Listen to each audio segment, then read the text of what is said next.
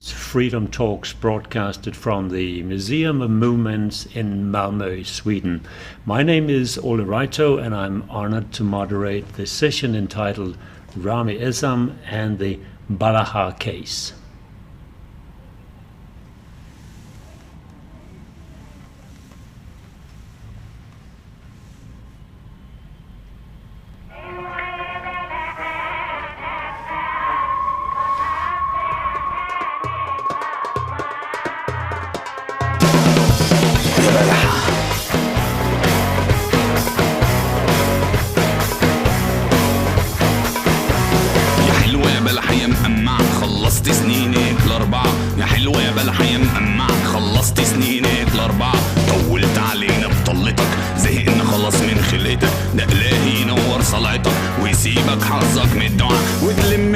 شلتك وتنور سجن المزرعة ايه يا بلحة ايه يا بلحة يا بلحة يا حلوة يا بلحة يا مقمعة خلصت سنينك الأربعة يا حلوة يا بلحة يا مقمعة خلصت سنينك الأربعة طولت علينا بطلتك زهقنا خلاص من خلقتك ده إلهي ينور صلعتك ويسيبك حظك من الدعاء وتلم في ايدك شلتك وتنور سجن المزرعة ايه يا بلحة ايه يا بلحة بلحة بلحة بلحة 4 سنين عدوا كده والشعب مش لاقي اللضا مدت ايديك لده وده بتعبي في كروش القضا وان قلت تبني جيل جديد تعمل سجون ببواب حديد تسلم يا زعيم المرقعة يا حلوة يا بلحة يا مقمعة يا حلوة يا بلحة يا مقمعة خلصت سنينك الأربعة يا حلوة يا بلحة يا مقمعة خلصت سنينك الأربعة ايه يا بلحة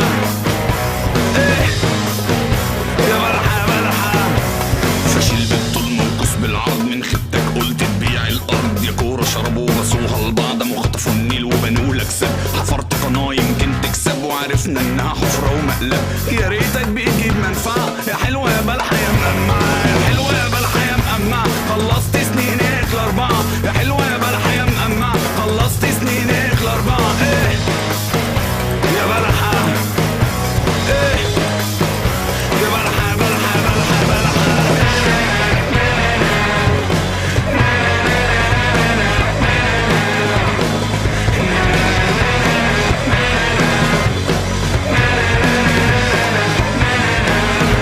بلحة بلحة ارهب بيكتر ما بيخلص اعلم معرس ما بيشبعش تطبيل ولحس وغش في غش والشعب ملهي في اكل العيش والعيش محلي بق الجيش ونفق في مرة الهوب الماتش يا زعيم نظام الشخلعة يا حلوة يا بلحة يا مقمعة يا حلوة يا بلحة يا مقمعة خلصت سنينك الأربعة يا حلوة يا بلحة يا مقمعة خلصت سنينك الأربعة ايه يا بلحة ايه يا بلحة بلحة بتبني مدينة جديدة بتعمل سور ويا اصحابك تاكلوا بديفور وتسيبنا بنغرق في الكستور ما الشعب خلاص كشف المستور حلقاتك برجالاتك عمل له حاجاتك بندولاتك يا حلوة يا بلحة يا مقمعة خلصت سنينك الأربعة يا حلوة يا بلحة يا مقمعة خلصت سنينك الأربعة طولت علينا بطلتك زهقنا خلاص من خلقتك ده إلهي ينور صلعتك ويسيبك حظك من الدعاء وتلم في ايدك شلتك وتنور سجن المزرعة ايه يا بلحة ايه يا بلحة بلحة بلحة بلحة بلحة بلحة بلحة بلحة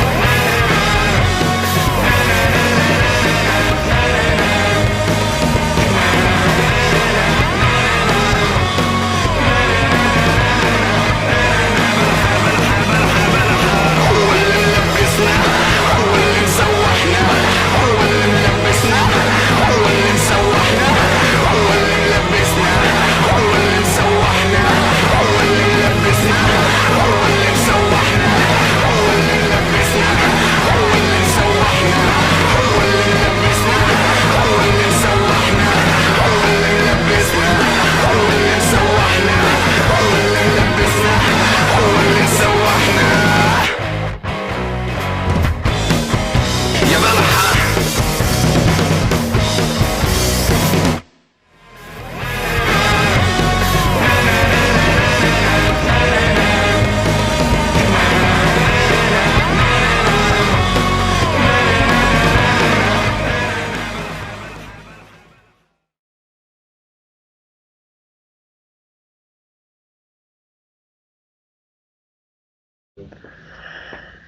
That was the Balaha video. 8 people were imprisoned soon after the video was published, including the lyricist of the song, the poet Galal El-Bahiri, and Ramy Essam's former social media expert Mustafa Gamal. The director of the music video, Shadi Habash, died in May this year in custody after being jailed for almost 800 days without trial. We're going to discuss this, but first I'll say that the talk today can be followed at the Museum of Movement's website, at Vimeo, and at Facebook. And those of you watching or listening, you're welcome to submit questions and comments through social media and the Museum of Movements, I'll call it MOM, M-O-M, Facebook site, and then we'll bring some of the questions up at the end of the broadcast. Now, to discuss the video and the imprisonments and the legal implications and the role of the artist and artistic freedom, this first edition of Freedom Talks from Malmö is now connecting to the panel of the day. In Helsinki, Finland, we have Ramy Essam, award-winning artist and human rights defender, living in exile. Ramy, are you with us? I am. You are. And we also in Helsinki have Sanni Kahilainen, who has been campaign leader. Sanni, are you with us? Yes, hello everybody. Hello. And in Stockholm, we have Alfons Karabuda to join us. Alfons is president of the International Music Council, as well as president of EXA, which is the European Composer and Songwriters Alliance, as well as SKAP, which is the Swedish Society of Songwriters, Composers and Authors. Welcome, Alfons. Thank you, and thank you for having me. And finally, not least, in France, I welcome Andra Matei, founder of Avant-Garde Lawyers, defending artists. Hello, Andra.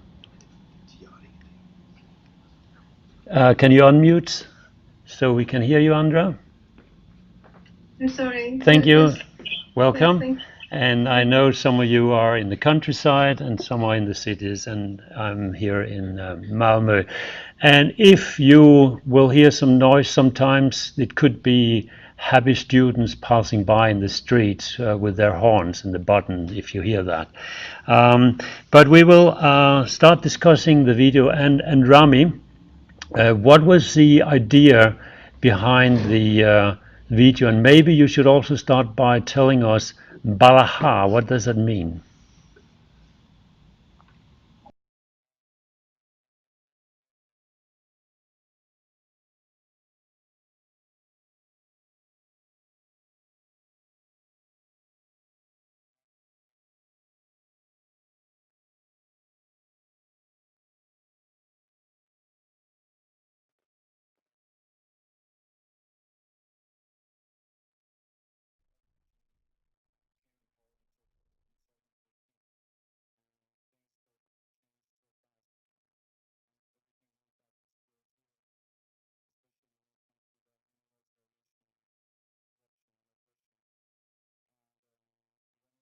It was 2018.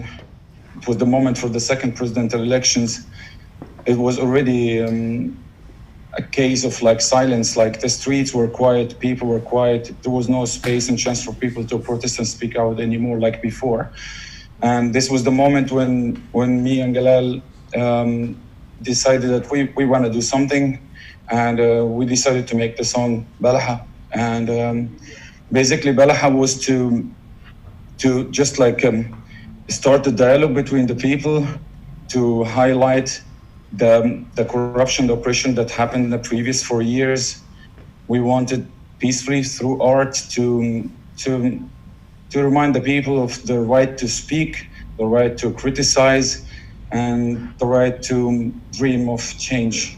And so that's basically the song. And what we tried to use the satire art form in this song, because in Egypt, satire is just part of our culture. It's in every day for everybody, and that's all.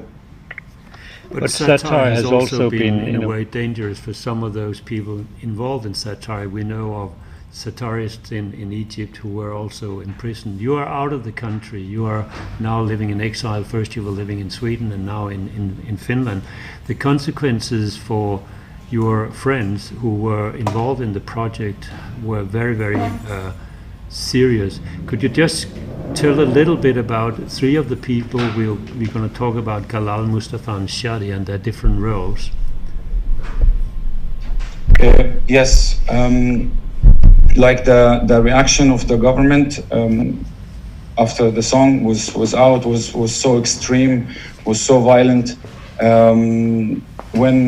When the song was out, it went viral, and in just a couple of days there was like millions of streams everywhere. And then after that there was anti-media campaign from the governmental media speaking out in the biggest talk shows against Galal and me, that we should be slaughtered, they should take our nationality away, we should be in jail, and so on.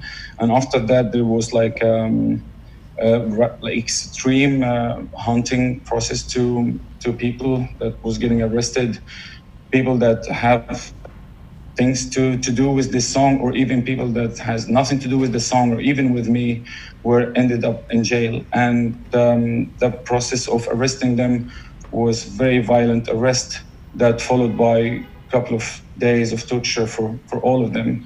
And since I will be talking about Galal and Mustafa and Shadi only here, so I have to mention that Galal is already in jail at the moment, serving 3 years sentence by a military court because of his poetry book. And this book for sure has the poem Balaha. And Galal served 2 years. He still have 1 year to serve. And Shadi, he's not with us anymore. Like you mentioned, he passed away in the 1st of May. And Shadi was the editor of the video. And people have to know that Shadi was not any part of making the song. He was not part of any planning. He was not even in the location of the filming, because it was filmed outside Egypt. And he just received the material from us, and he did the post-production. And he still ended up in jail for almost 800 days, which means that in the last part, he was illegally, like pre-trial detained in jail, because he already crossed the limit of the 2 years. So he died in the window of time that he was illegally kept in jail. And Mustafa Gamal is the same case when it comes to the being illegally detained and kept in jail, because he already crossed the 800 days in jail. And but I have to mention that the only good news that we received in so long time was that Mustafa gonna be released, and he might be released today or in the next coming days, and this was a big relief. And Mustafa was as well, like Shadi doesn't have anything to do with the song. The only thing he did with me was like in 2015, like 3 or 4 years before the song. He just verified my Facebook page in a very professional relation, and that was it. And he was still one of the people that got arrested. And we'll come back to more on the legal details of these three people. During this period where they have been imprisoned, Sanni, you have been campaigning for their release. Why have you done so, and in which ways have you been campaigning? Thank you, Ole. Well, my day job here in Finland is that I'm head of communications at the Finnish Musicians Union and Secretary General in the Finnish Music Council. So I work with musicians and their rights and communications, advocacy locally and internationally. And through my work, I have had the chance to work with artists at risk and freedom of expression. And that's how I got to know Ramy, and that's how I got involved with this case in the first place. But then it exploded. The whole case became so big and so long as we see now. So it became part of my life because it's combining also communications, advocacy work, and freedom of expression. So I was already involved, and so I stayed there, how to stop that before everybody is released. So that's how I got involved. And since the beginning, we have had amazing support from all kinds of organizations in the arts field and human rights organizations as well, and politicians, lawyers, and some of them are here in the panel with us today, and it's amazing support that the guys in prison have received. And my role has been coordinating. I've been the mediator between organizations and the people in Egypt, and Ramy and the politicians and media. So that's my role in here, and it's changing all the time when the case is proceeding.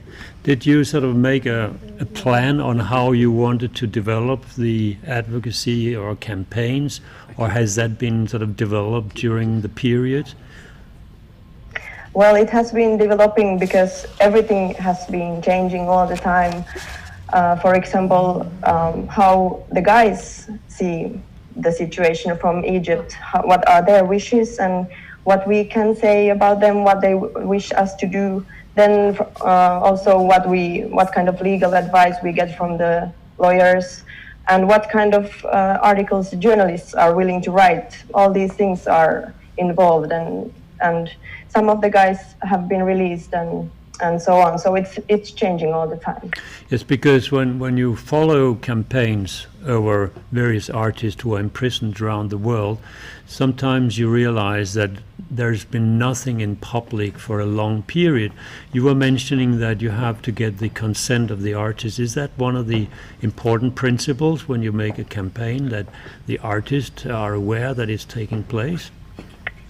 Yes, definitely. From our point of view, that's the most important thing, because they are the ones who are detained and their human rights are violated and they cannot have their voice heard. So we have the responsibility to tell everybody what they think and what is their wish.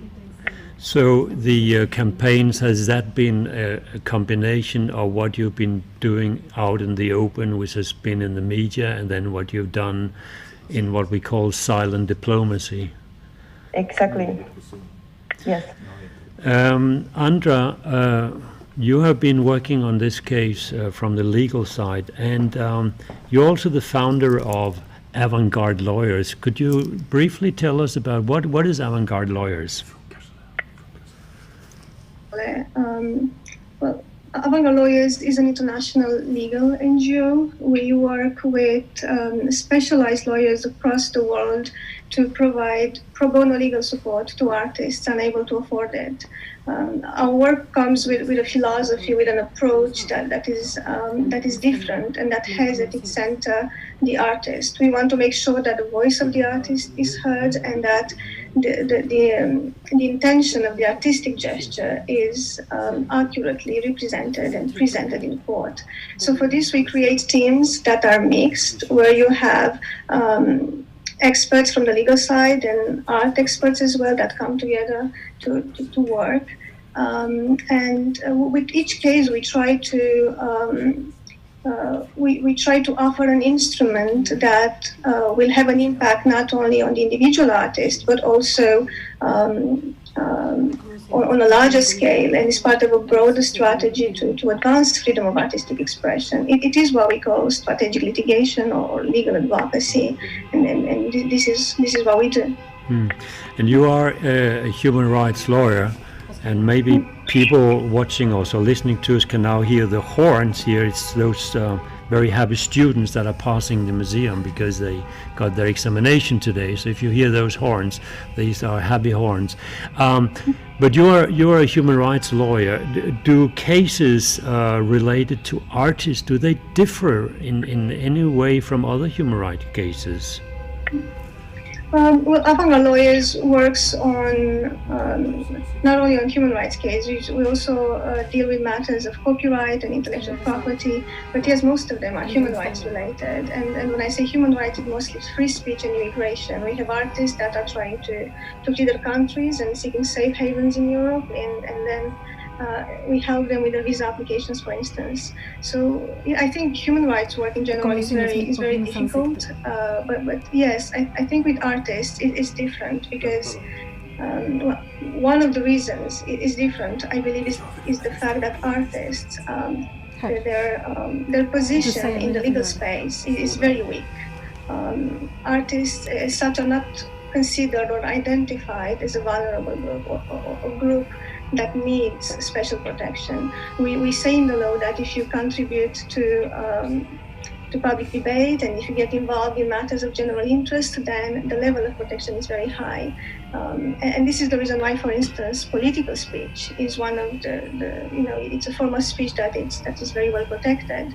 So you have politicians that are well protected, you have journalists that fall within the same category, but artists, they do not enjoy that same level of protection. You could argue it on a case-by-case basis before a court of law, but as a group, they don't enjoy that. So this makes it very, very difficult to work with artists, because if they are harassed or imprisoned or put behind bars, then we know that the reasons for that are related to their artworks, to their artistic expressions. Most of artistic work today is social and political. It has this dimension that concerns us all. So that would be one difference that I find between working with artists and other groups. I'll come back in a minute to some of the mechanisms that you've been working on, but I'd like to move up to Alfons. But before I do this, there may be some people who have just joined us during the session, and I'm sitting in Malmö in the Museum of Movements with a lot of cars outside the door, being happy students. We are now in the first Freedom Talk from SafeHavens, and we're discussing the effects of the Ramy Essam Balaha video, which led to several imprisonments in Egypt. And for those of you who have joined us from the beginning, in the panel we have Ramy Essam, we have campaign leader Sanni Kahilainen from Finland, lawyer Andra Matei, which you just saw, and then president of International Music Council, Alfons Karabuda. Alfons, just briefly, International Music Council, could you just briefly tell what is the International Music Council? The International Music Council, IMC, was founded in 1949 by UNESCO, and it's the world's largest network of organizations and institutions working in the field of music. We have an outreach of over 200 million people. And you have something called 5 musical rights. What is that? It's basically what is needed to ensure that we develop and also safeguard the whole musical ecosystem. So it's 5 music rights. Number 1, it's the right to express themselves musically in all freedom, the right for children to learn languages and skills, the right for children and adults to have access to musical involvement. The 4th right is about developing their artistry and communicate through all media with proper facilities. And also the last music rights is the right to obtain just recognition and fair remuneration for their work. And this is very much in line with the UNESCO 2005 Convention, which includes artistic freedom, and artistic freedom in the UNESCO sense also includes social and economic rights. But as we know, Alfons, there are huge regional differences when it comes to social and economic rights, but also freedom to express yourself. How does it look from your chair?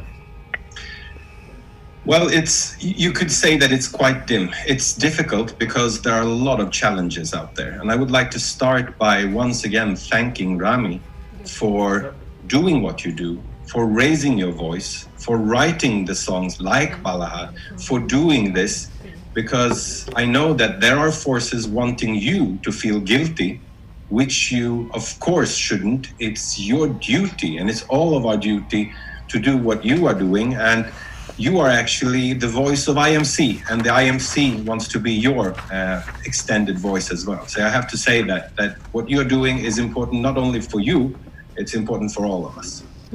Thank you so much, Alfons, for these words. It means a lot. Thank you, Ramy. And I want to say, Ole, from my point of view, it's very different. There are differences for cultural creators, for composers, for musicians.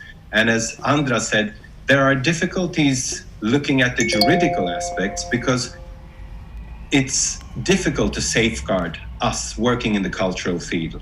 And the thing is that we should not have any more rights and other rights than any other human being. It's just that it takes other kind of measures in order to secure that we actually get the same rights as anyone else, that we can express ourselves in freedom. And this is, of course, very different in different regions. Some of the regions has other kinds of challenges.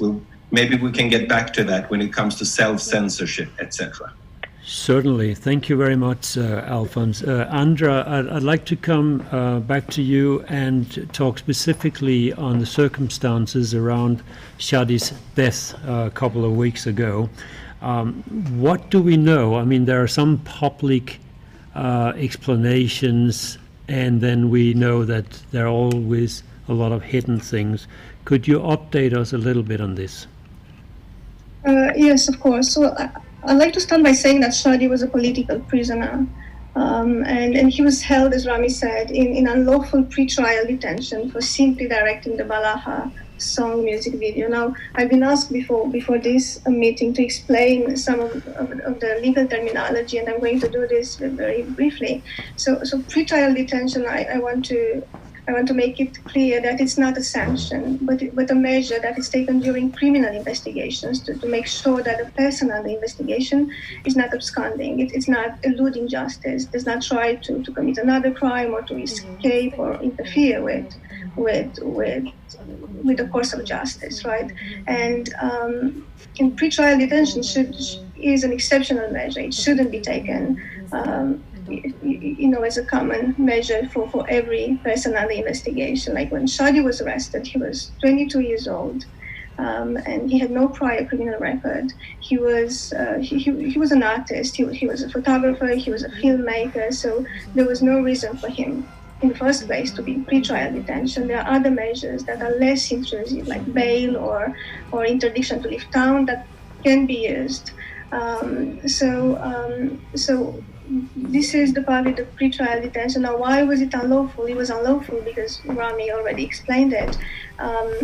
Egyptian legislation provides 2 years time limit for pre-trial detention. And when he died, he had already been in prison for 2 years and 3 months. So he died in unlawful detention. Now, Tora prison is Cairo's Cairo's maximum security prison, and it's reputed for its overcrowding and its poor sanitation. So the fact that Shadi spent almost 800 days there had a great impact on his health and his general situation. So why he died? Well, according to the Prosecutor General statement, he ingested hand sanitizer, alcohol-based hand sanitizer that was distributed to inmates because of the COVID-19 pandemic. According to the same statement, he was immediately taken to infirmary, and he was looked after, and while they were preparing to take him to the hospital, he died. Now, all this had happened in a period of 24 hours. Now, this version of fact is disputed. It's disputed, and information coming from prison says that, well, first of all, Shadi died in his cell after hours of agony and cries. But I would not like to get into too much detail about the discrepancies between these two versions, but just say that regardless of these discrepancies, when a person dies in custody, there is a strong assumption and that the state is responsible, right? So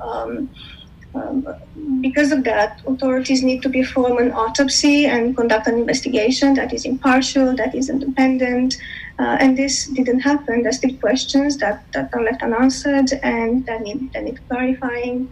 And some of these questions are, has Shadi died in the prison clinic or had he died in his cell? Why have the prison authorities, despite being informed of his, ingesting the alcohol based hand sanitizer, was not treated for possible alcohol poisoning, but rather, they kept administering him anti-nausea treatment and antispasmodic treatment, despite the evident lack of improvement in his state of health. When an artist or anyone, a human rights defender or political prisoner dies in prison, then there sometimes is a tendency that it moves on. People will keep this going on to memorize. From a legal point of view, what can you do to keep his case alive? What are the kind of mechanisms that can be used? Well, when we have a judiciary that we cannot rely on, like in Egypt, where we can't rely on domestic authorities to perform, an investigation, as I said, that is impartial and independent, then we don't have much choice but to go at a supranational level. Like in the Council of Europe, we have the European Court, but in Egypt, we only have the UN. So what I did with Ramy, together we appealed the UN Special Rapporteur on extrajudicial, arbitrary, and executions and summary executions, Agnes Kalamar, who is an excellent lawyer and investigator. She's the author of the Khashoggi report. So in about 1 month and a half, we are going to have news from her, hopefully. So we did this submission before her by highlighting the discrepancies between the two versions and by asking some of the questions that lie at the basis of this analysis. And so for those unfamiliar with the mechanisms, the UN Special Rapporteurs, and there are several rapporteurs, they are independent. They work independently, they submit their reports independently, and then they present their report to various UN groups. But let's say her findings will show that the authorities are guilty of this and that. Does that have any implications for the Egyptian authorities then? Well, already so the special rapporteur is part of what we call special procedures in the UN, and you have some of the working groups in that. It's a big body of the UN, let's say.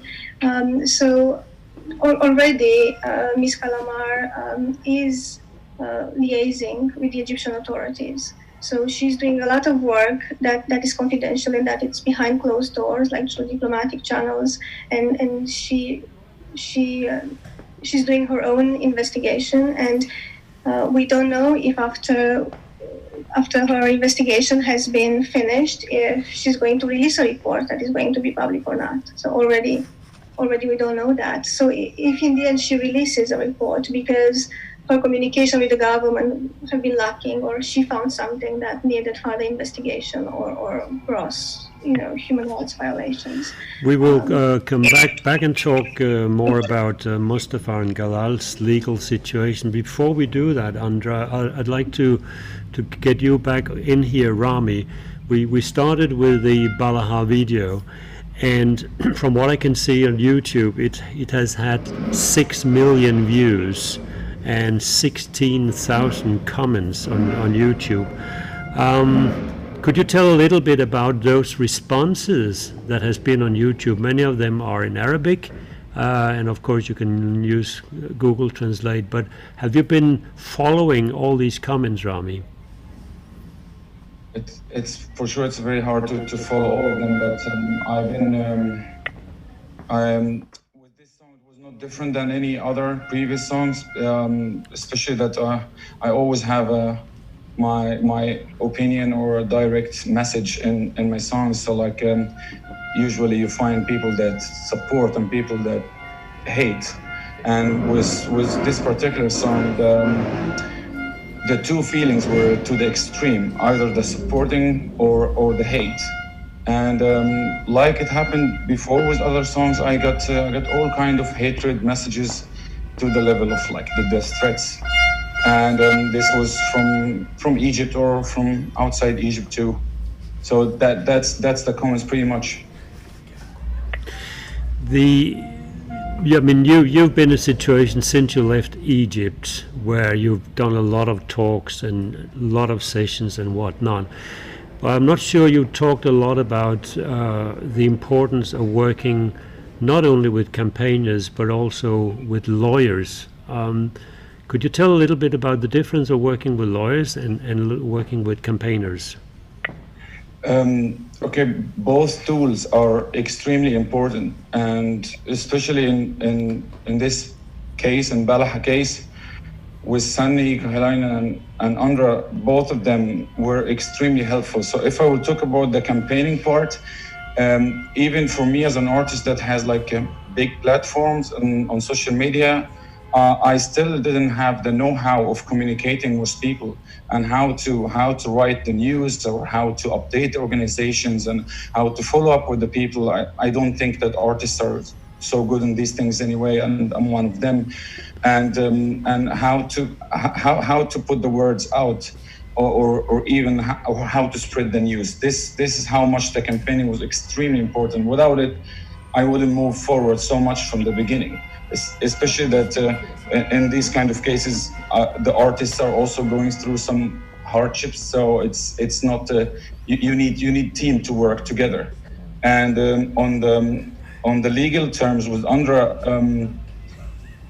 I'm coming from Egypt, from a country that there is no law, there is no system. So like I don't believe in law in Egypt, because it just doesn't work there. It's not fair. There's no justice. So I'm not so familiar that one of the first tools to think about is to run to a lawyer. But when I saw what Andra was doing to us, and like how she think and how she's using the law as a tool to put pressure on systems and regimes, it was very, very powerful. And all these elements together are extremely important to work in harmony. Sanni, what has been the most challenging things working on a campaign like this? Because normally people have so many campaigns they can look at and get connected to and forget. Keeping campaigns alive seems to be a constant work. Could you tell a little bit about some of the challenges? Well, thanks. It's a story of challenges. First, our goals are to raise awareness in general, and also to have an impact to get the guys released from prison. And one part that is really important is that we want to spread the message in Egypt, and that's really hard because there is no press freedom. It's a country where you can be arrested because of a tweet or a social media post.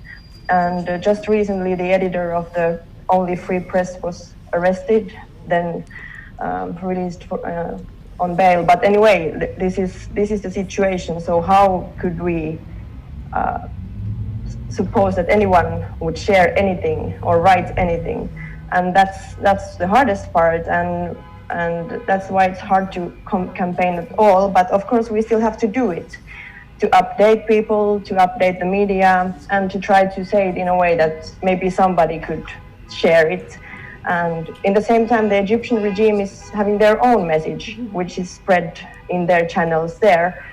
And like Shadi's case is very good example of what happened, that it can also be spread outside Egypt, because when Shadi died, the regime released their own statement, which was basically a humiliation campaign against Shadi and defending campaign for the regime. And the international media and some journalists and even some organizations took this message as something that they started to share, because maybe it gave the chance to get some good titles in their articles and so on. And even people with good intentions do this because it's very hard to know what can be harmful for the people in Egypt and what not. So that's why our role is to think about these things and try to spread the other message. And the consequences of a post or an article can be really anything. It can lead to something good, it can lead to something horrible. They are so arbitrary that we cannot know. So we just have to try. At least we know that we cannot stay silent, so we just have to keep doing what we do and listening to all kinds of advice from Egypt and from lawyers like Andra has been very helpful in this. And then we have to listen to the artists. And just to clarify, when you talk about media reports that has basically been lip servicing the regime, are we talking about the cause of death here, that a lot of papers probably just wrote that it could be hand sanitation, but we don't know? Yes, these kind of things that they want to say, they might be words or expressions or stories that they want to tell, that they are not the story we want to tell. We want to tell about these people whose human rights are violated. They didn't do anything and they are oppressed and they have to be released. It doesn't matter what is the cause of the death. They didn't help him. It doesn't matter what are the charges. They are made up anyway. We don't want to tell about these things. We want to tell about what happened to them and that they should be released. And before we go back to talking about Mustafa and Galal, we have different levels here. We have the campaign, we have the videos, and we have the imprisonment, then we have the campaigns, and we have the legal work. But there are also the situation of organizations. And Alfons, I'd like you to come in here.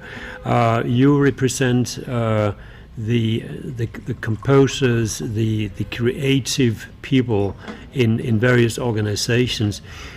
What role can these organizations play in defending artistic freedom or supporting campaigns?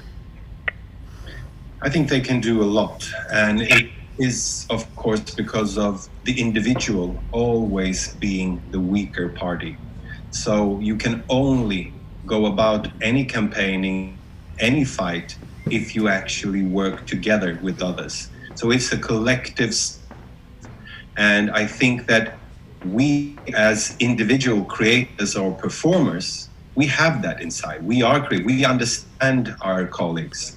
Not always do the organizations themselves understand it, because they limit their own scope to be part of an ecosystem or a value chain, without understanding that if we don't safeguard it all, everyone will lose.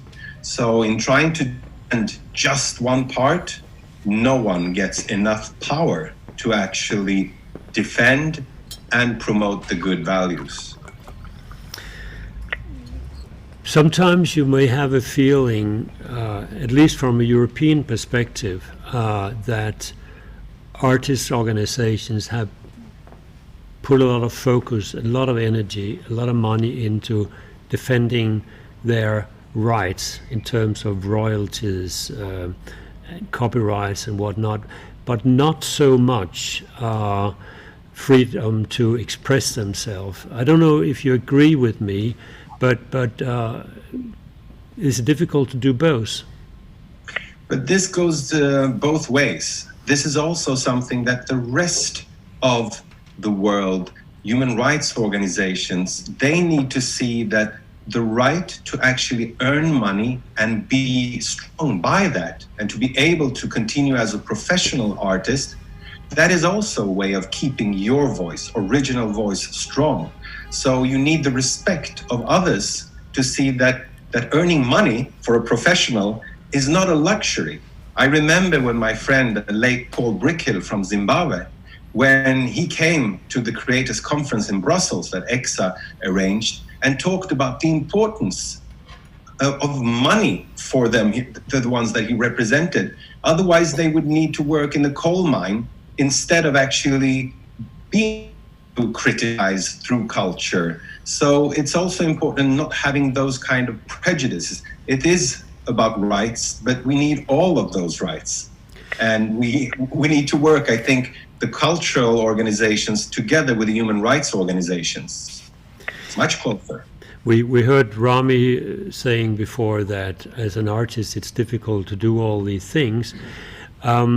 Journalists for several decades have sort of protected their rights to freedom of expression through their unions, through networks. It seems that for journalists, freedom of expression is sort of in their DNA, so to speak.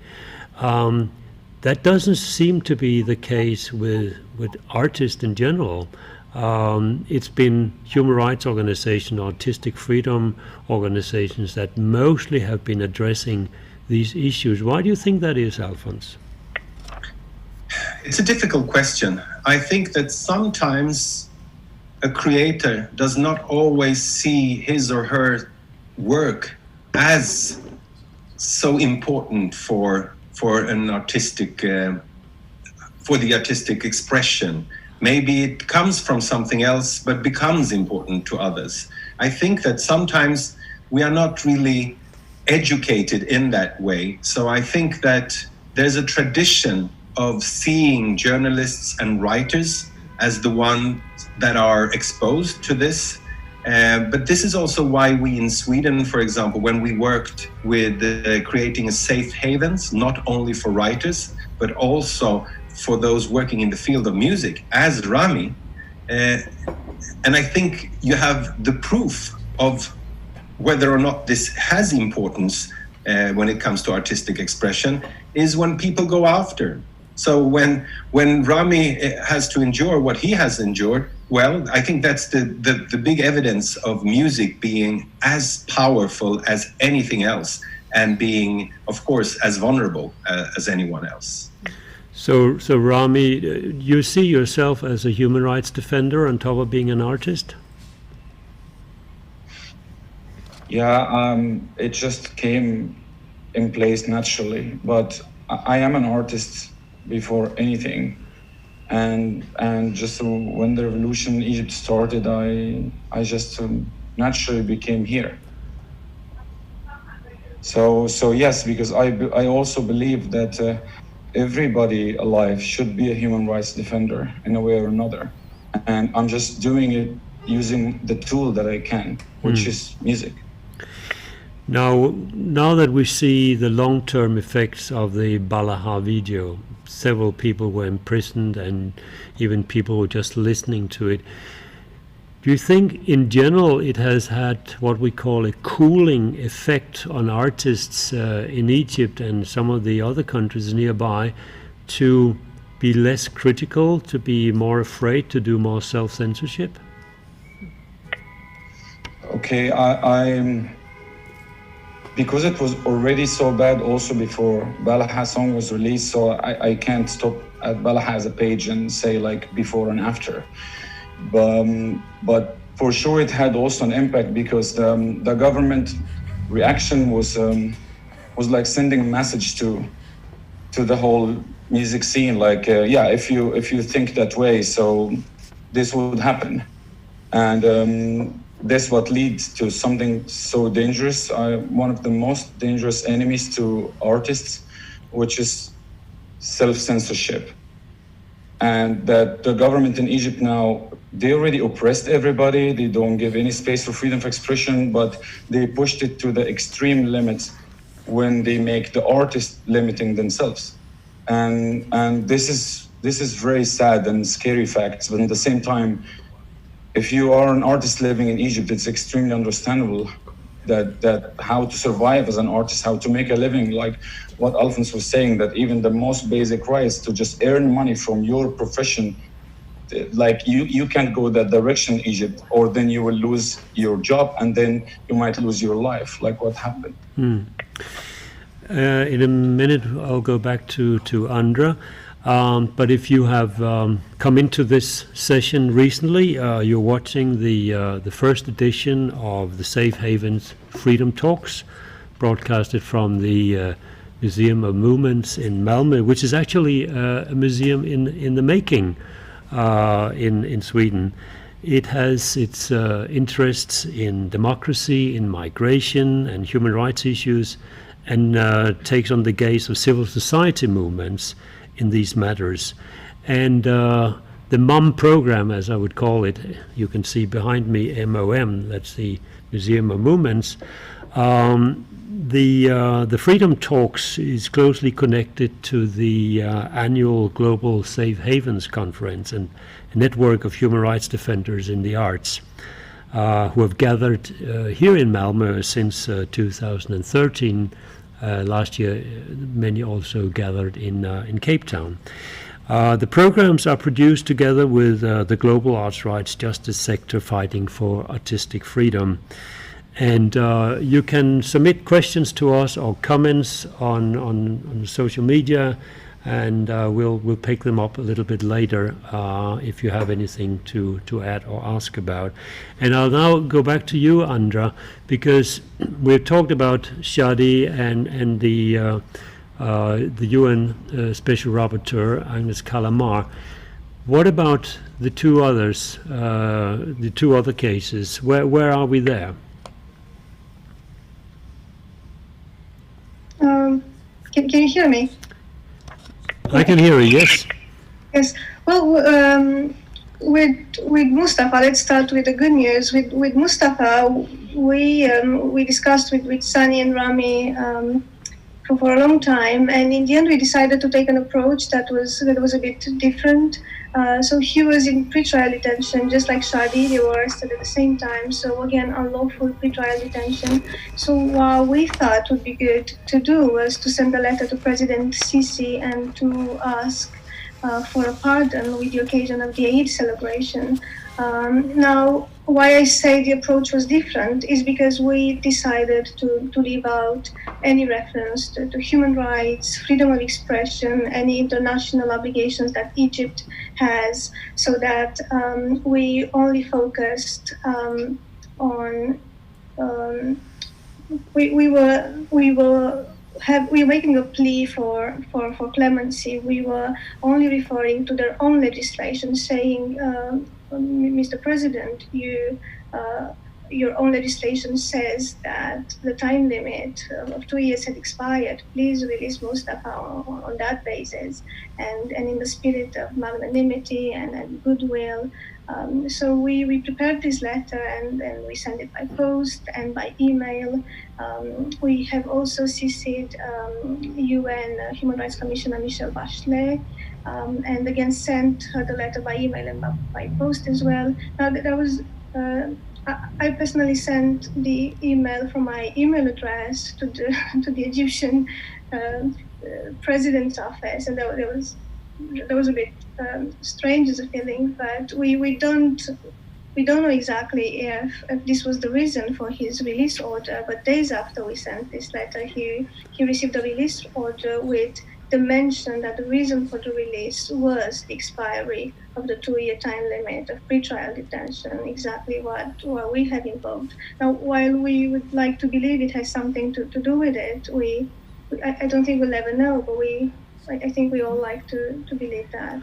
I think that's one of the challenges also working on cases like that exactly as you say, you never know when an artist is released because of your letter or because you've talked to a diplomat or whatever. Of course, the most important... The local lawyer also does his work on his side.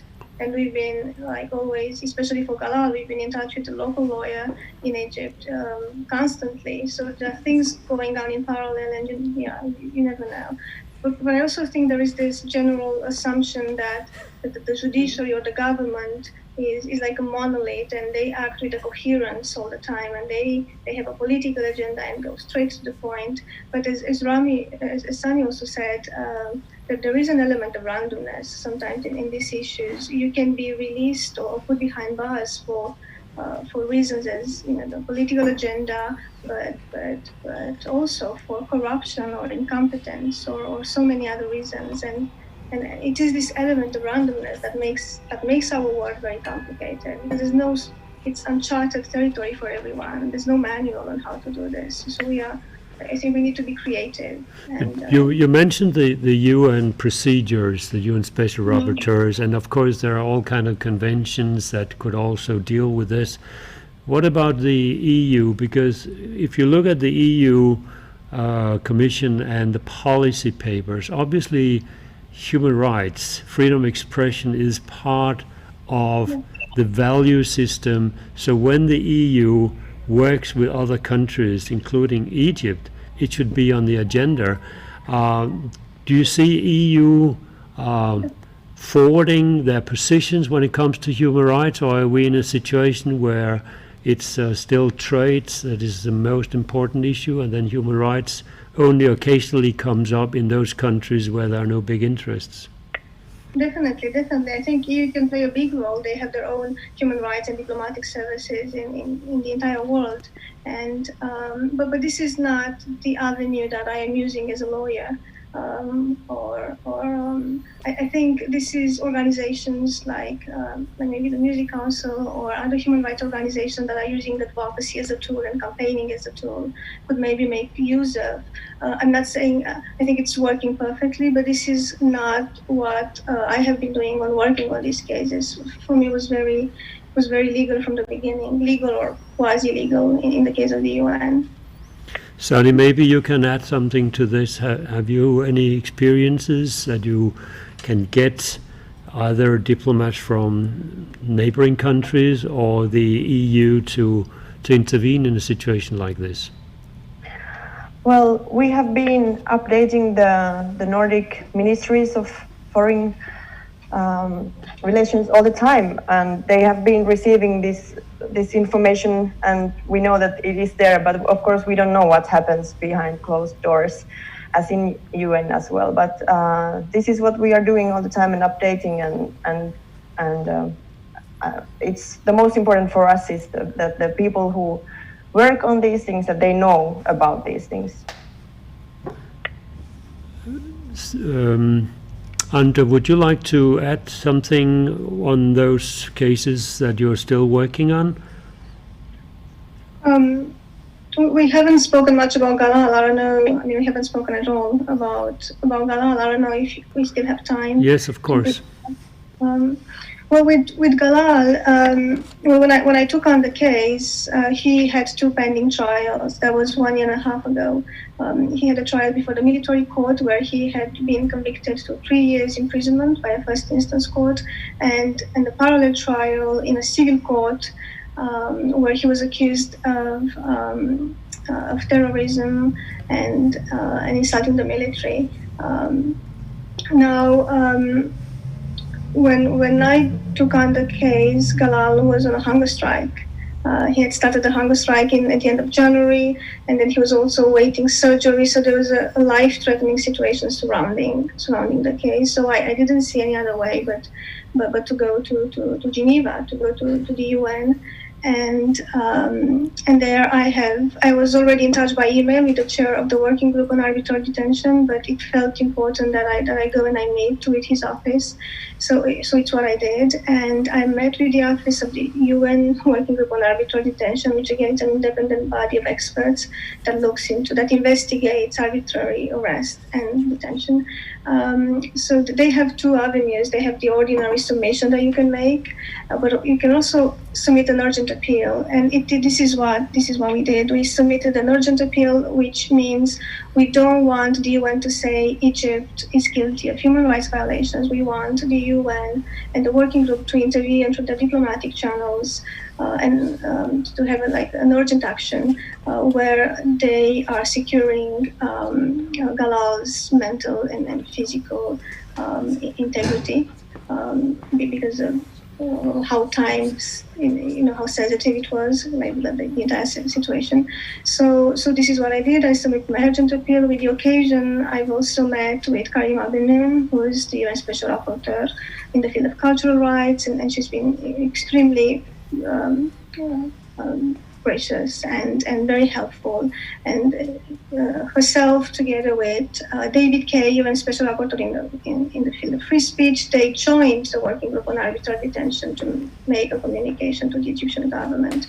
Now, this communication is available on our website and on the UN website, but again, we don't know what came out of it. But days after my Geneva trip, the charges in the civil trial were dropped. And again, Mokhtar, who is the lawyer of Galal in Egypt, has done his own work there. So we don't know why, but we were extremely happy that, because this was a trial where he was risking the death penalty. He was accused of joining a terrorist group, as opposed to the military court trial where he was charged with blasphemy and insulting the military again, but charges that were not terrorism. So we were very happy. So where we are now is that Galal is in prison serving his 3-year sentence, and this is where we are.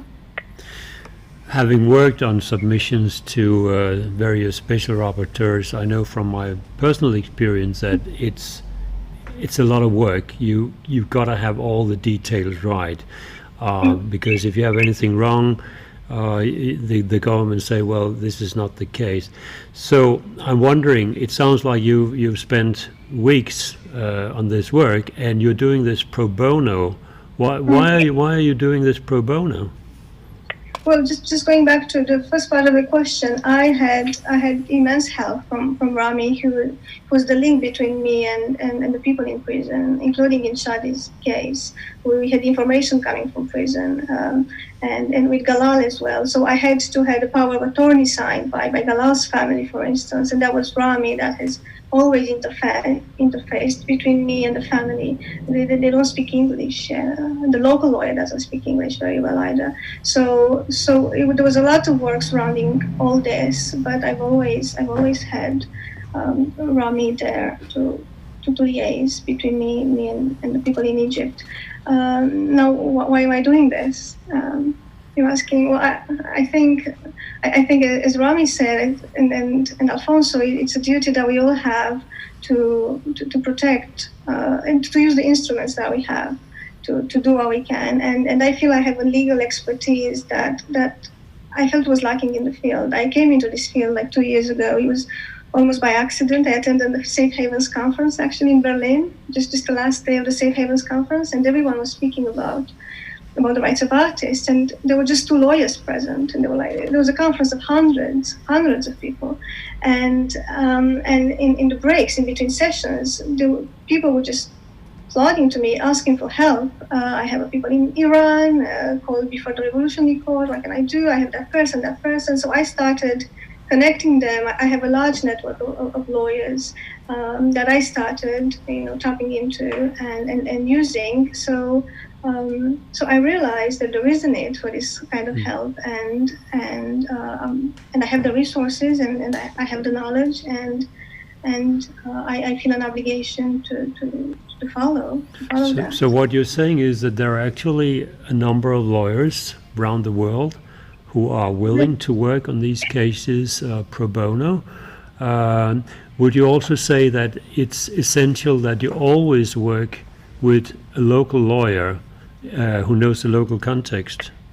Always. So yes, if you look for them, you find the lawyers willing to work for free, and you find the legal experts, and you find the translators, because in our teams we have 1-2 translators all the time to connect us with the local lawyers. So they are willing to work for free if you manage to persuade them, and I think I have that talent sometimes to persuade people to work for free.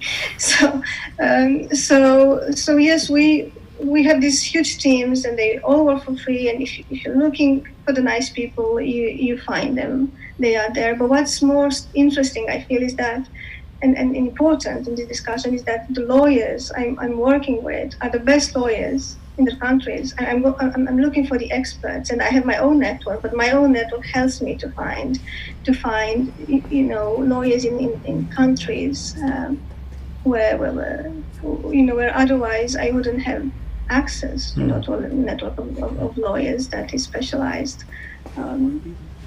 That answers your question. Thank you. Alfons, we are soon rounding up, and I'll end up in Helsinki in a few minutes.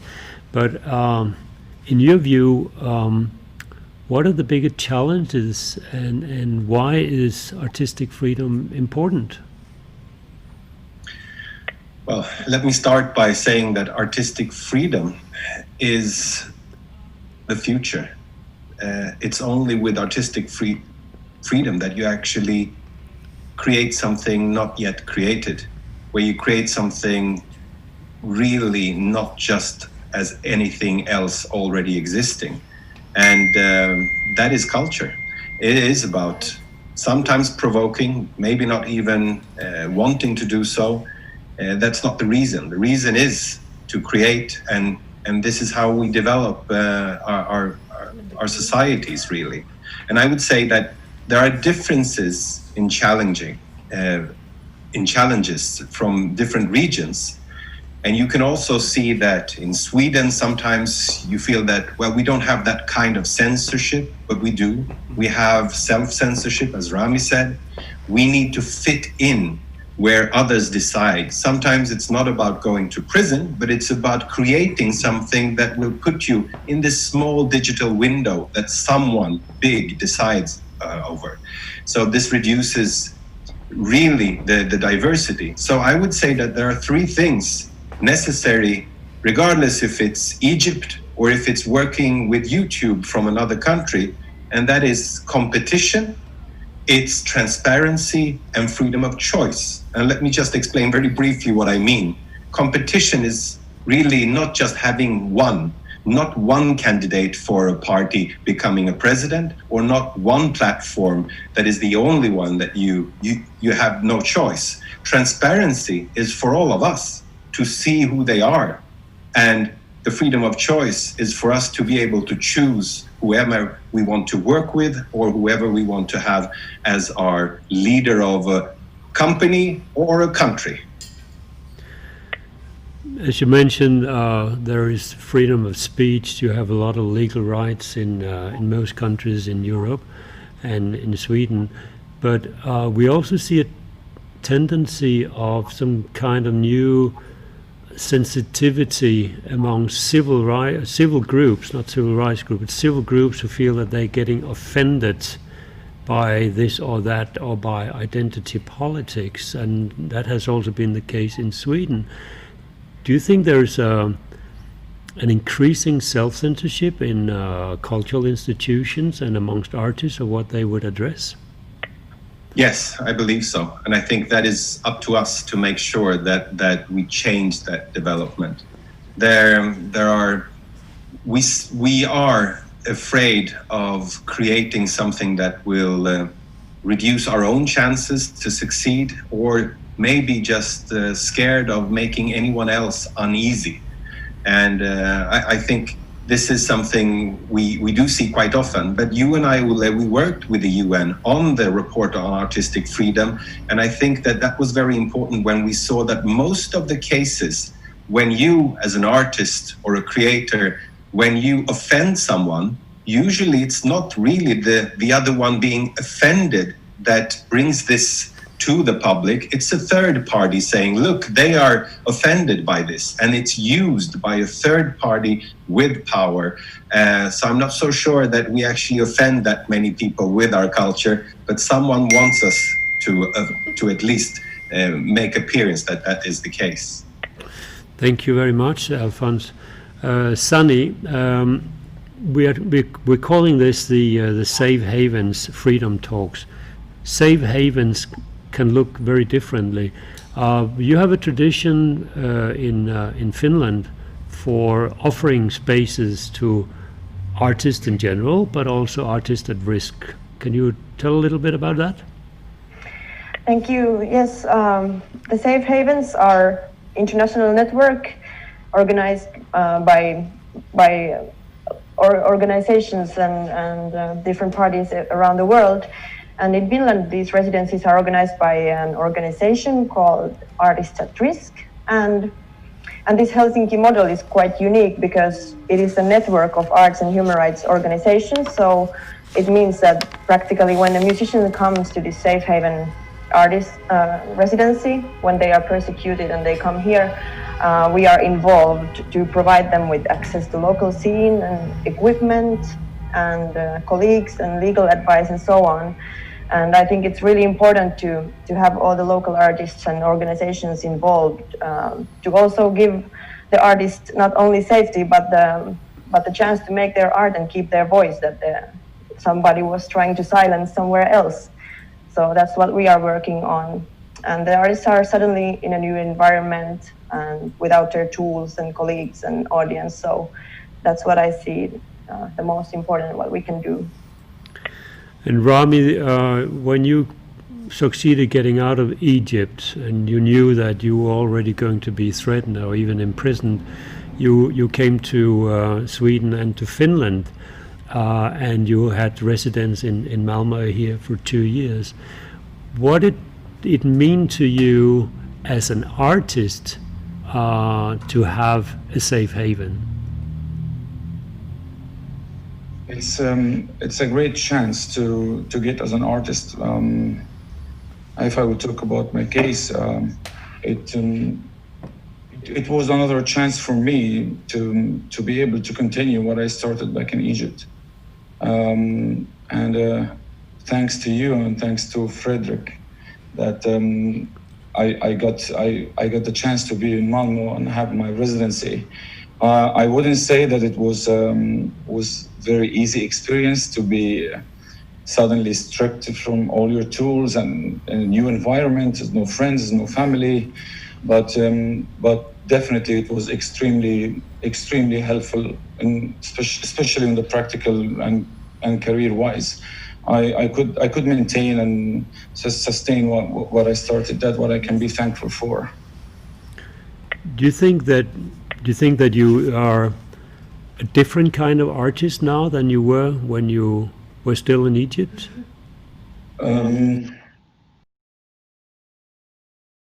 The skills, I can talk that I could tour the world. I could see like crazy studios in Sweden and Finland and work with like very professional musicians and get to understand the copyrights of the artist, things that we're not familiar with in Egypt, to know my rights as an artist and to have the chance to develop myself. Yes, because in Egypt I was more like the street artist, that songwriter that have my guitar and just living the moment with all my heart and my feelings. But here I got the chance to develop myself as an artist, and that started from the artist residency that I had. In a few moments, we'll round up the session with the new video, and after the video, Frederick will also join me and tell a little bit about the sessions here. So, the video, Ramy, that we are going to show. Could you tell a little bit about that video? I just want to say one thing before that, that it's me and you and Alfons Karabuda, we met 9 years and a half ago in Stockholm when it was my first time to come to Sweden. And just through this whole conversation now, I was just thinking, like, when we met almost 10 years ago, I wouldn't think that we will be having this talk here now like this. And I'm so thankful for having you both and how you've been always supportive, and also Frederick and all his support.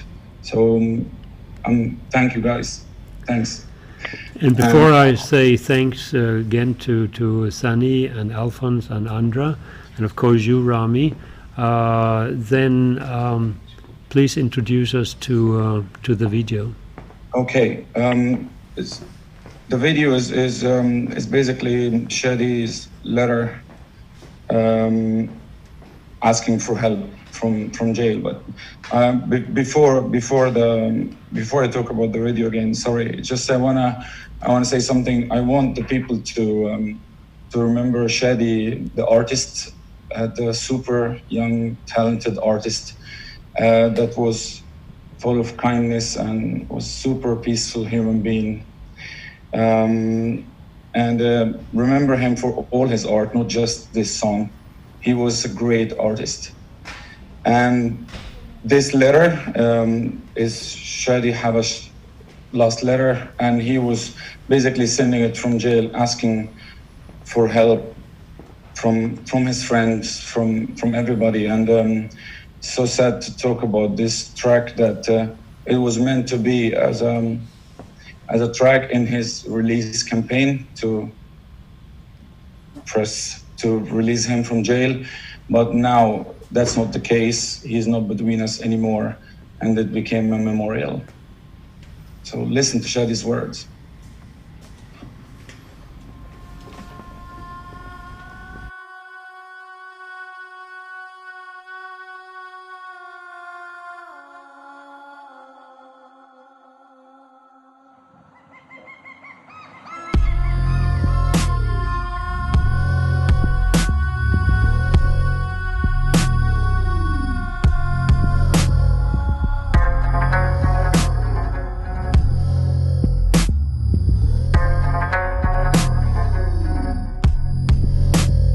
السجن ما بيموتش، بس الوحدة بتموت.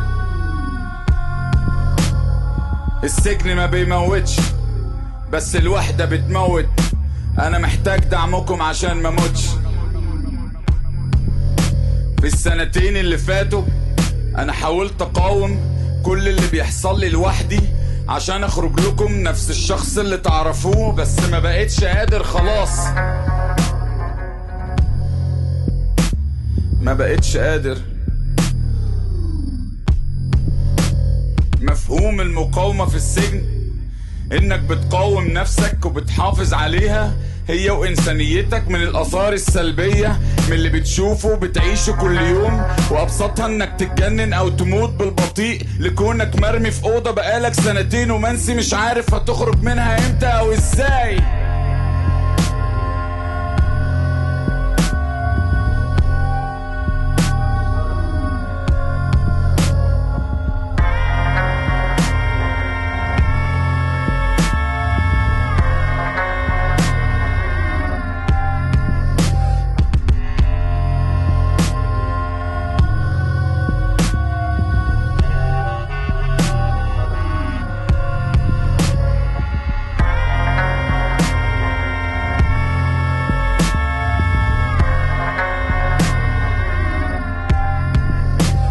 والنتيجة اني لسه في السجن، وكل 45 يوم بنزل عند قاضي وتكون نفس النتيجة.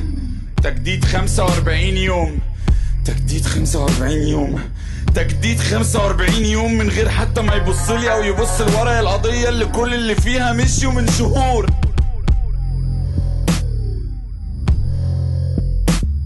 محتاج لدعمكم ومحتاجكم تفكروهم اني لسه محبوس، وانهم ناسيني، واني بموت بالبطيء كل يوم لمجرد اني عارف اني لوحدي قدام كل ده، واني عارف ان ليا اصحاب كتير بيحبوني وخايفين يكتبوا عني او فاكرين اني هخرج من غير دعمهم ليا. انا محتاج لكم ومحتاج لدعمكم اكتر من اي وقت. السجن ما بيموتش، بس الوحدة بتموت. شادي حبش.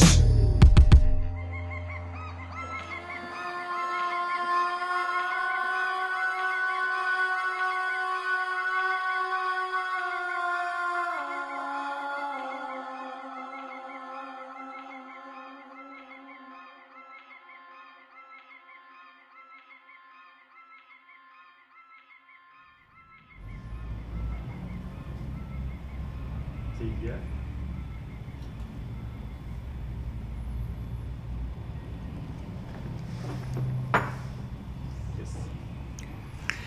Well, welcome back after the video, Fredrik, organizer of this whole event.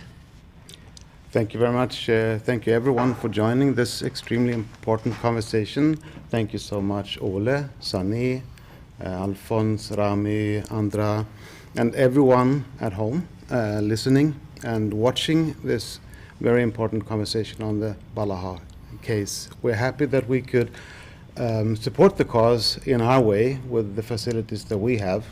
And of course, artistic freedom and freedom of speech are core values, core issues that the Museum of Movements will work with and is working with through the global network, the SafeHavens network that we have built over the years together, all together, like because these are very complex issues, and we really need to have the right people talking in the right forums, like we've had today. And I hope we have brought things a little bit further and brought the knowledge out between us, everyone who's been part of this, listening and joining. The Museum of Movements will continue to have conversations and also artistic interventions in this series that we call the Freedom Talks at MOM.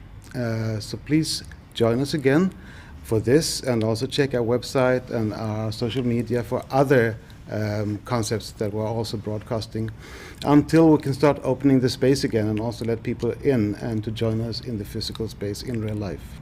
So keep your eyes open on our websites. Thank you everyone again, and stay safe everyone, and welcome back next time. Bye-bye.